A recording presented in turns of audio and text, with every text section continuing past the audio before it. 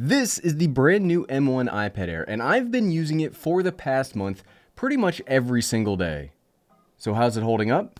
Let's find out. And while we're finding out, I'd like to thank today's sponsor, Squarespace. First up, I have to say the overall look of this year's model is incredible. I really like the new paint job given to the iPads, vice that weird, just bland look from the Generation 4. This blue might, no kidding, be my absolute favorite tech finish of all time. I know that's a bold statement, but I'm also a bold person. I have seen reports on places like Reddit that these iPads, especially the blue model for some reason, that they have build quality issues. But personally, and this is absolutely anecdotal, I obviously don't have access to the entire lot of iPads that Apple's ever produced, but personally, mine has had no creaking problems, no push-through display problems unless I really crank on it. I've just really enjoyed this. I think I can easily say that without a doubt, this is my favorite looking iPad of all time. Next up, let's talk pricing for the latest Air models. You can get this for a base model price of $599. For that money, you'll get the 8-core M1 processor, the 10.9-inch Liquid Retina display, and 64 gigabytes of storage. If there were one big weakness, and believe me, we will get into this more later in the video, it would be that the storage really in 2022 is just too low for anybody but folks that only use this device for watching YouTube. You can go up to a 256 gigabyte model, but that pushes you up to $749. Sure, it's great that you have options for additional storage as the base model is so low, but when you start getting close to $800, there are just better tablet options out there, from older iPad Pros to some of Samsung's new tablets. It didn't make much sense in the iPad Air 4 from last year, and keeping that pricing model and storage model into 2022 makes me not really understand the overall placement of the Air in Apple's lineup. Getting into the actual things that I've liked and disliked over the past month, let's start with the positives, because despite that opening price storage problem, I do really like the Air 5. We've already talked about the color quality, but I've really liked the overall build quality. I think the iPad Air 5 is the perfect balance of price to performance. Like, you get high-end features in this thing that you don't get other places. You get that 10.9-inch screen, which to my eyes is identical to the 11-inch screen on the iPad Pro. Well, almost identical. You can tell the 60 Hz difference. You also get USB-C, and this year you get an updated USB-C. So if you are using this as your only device, you can do transfers far faster this year than last year. And I'm just a sucker for an 11-inch tablet. I think this is absolutely the sweet spot. Any smaller and you might as well just use your phone, and any bigger and you might as well just use your laptop. These tablets thread the needle perfectly as a device that somebody who already has a phone and a computer might actually need or want to buy. The next thing I've liked is the price. No, I don't like the storage, and I wish that was increased. That's obvious, but $599 gets you a ton of capabilities. A ton. Well, I guess a metaphorical ton because it only weighs 461 grams. Seriously, for the price of entry, you get the full functionality of iPadOS. You get cross connectivity with every single piece of the Apple ecosystem, and you get all of the accessory support which iPads are known for, and yes, we'll be talking much more about that later. Looking out on the tablet marketplace, there isn't that much that really competes with the iPad Air. Everything else is either a lower priced budget tablet or a high-end premium tablet. You don't get a lot of options aiming for a more practical middle. Yes, the Tab S8 exists, and it's also wonderful, and I do think it's the better overall standalone device, but if you are heavily into the Apple ecosystem, and as somebody that typed this script on his Mac Studio, I am. I think the extra $100 and the less compatibility with the rest of my stuff, that really hurts the Tab S8 a little too heavily for me. The next big thing I've liked is that ultra-wide front-facing camera. I've actually seen a few folks mention in the comments that they don't think this is that big of a deal, and that's fine. Everybody has their own opinion, but for me, this is one of the main reasons to buy the updated iPads today. This camera is the single best teleconferencing or family video chatting camera on the market. It gives you a super wide field of view, so you don't have to place it so far away from you for casual calls, and the bigger, more important collaborations, you can get a whole team in here with even a small meeting room. Combine that with Apple's center stage if different people are coming in and out of the frame, or if you need the camera to follow you around.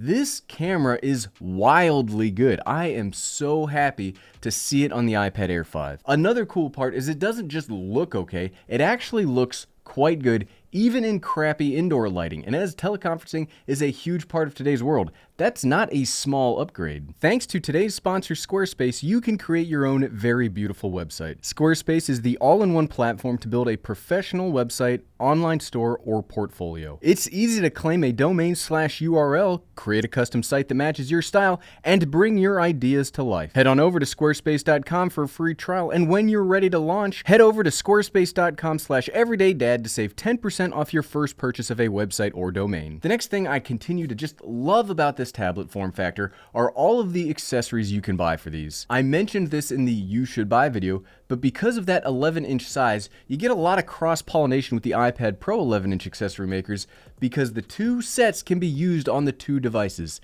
And as those are the two most popular of the iPads, you get so many cool gadgets that it makes this so much better. You get cases, stands, dongles, keyboards, mice, all sort of things that just amplify what the iPad can do. We've already done a full accessory video for this tablet, so I won't go too in-depth, but I love it. The main accessory selling point of the Air 5 is like the iPad Pros, you get the actual smart connector here on the bottom, and that gives you the Magic Keyboard and other cool options. The iPad mini doesn't get this, and the standard iPad gets a less impressive version. If you want to build this up into more than just a video watcher, you can, and that's awesome. The next thing I've really liked is the Apple Pencil integration. Yes, all iPads get that, so it's not that impressive anymore, but for me, I've been doing a lot of woodworking design and designing. Wow, I say design way too much. But I've been using this iPad for that over the past couple of weeks, and it's awesome.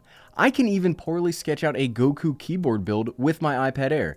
It's not the iPad's fault for the poor drawing, I'm terrible at this, but it's fun and it actually worked out okay. Being able to come up with that on the tablet, save it to my notes, and have access to that sketch on my phone and my Mac at the same time is so clutch when it comes to actually putting those designs into actual practice. The next thing I've liked is the processor. Seriously, tell me another tablet in this price bracket or any price bracket that has a desktop computer processor inside of it. I'll tell you, there are two other options, and they are both iPads. Getting this kind of horsepower is straight up bonkers for a tablet. Sure, iPad OS doesn't take full advantage of the processor, and it's not like you'll even want or need this to do what a Mac Mini and its M1 can do, but you can get really good gaming performance and creative performance out of this lower mid-range tablet. I would go so far as to say that this lower mid-range tablet has more creative chops than any Windows PC of its price or even double, triple its price.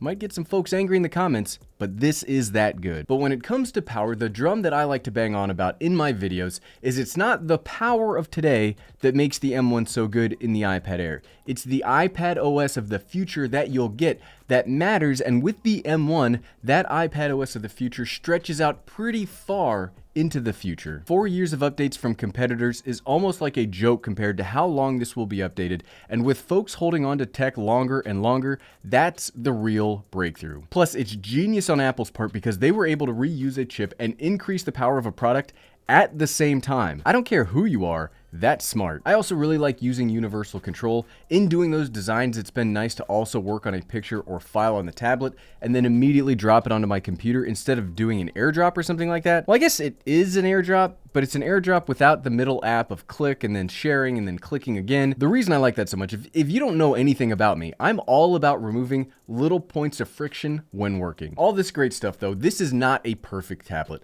I do really like it and I would easily recommend it to somebody, but there are some problems that Apple stubbornly refuses to fix. First off, I continue to hate that if you plug the iPad into an external display, all you get is a mirrored copy of the display.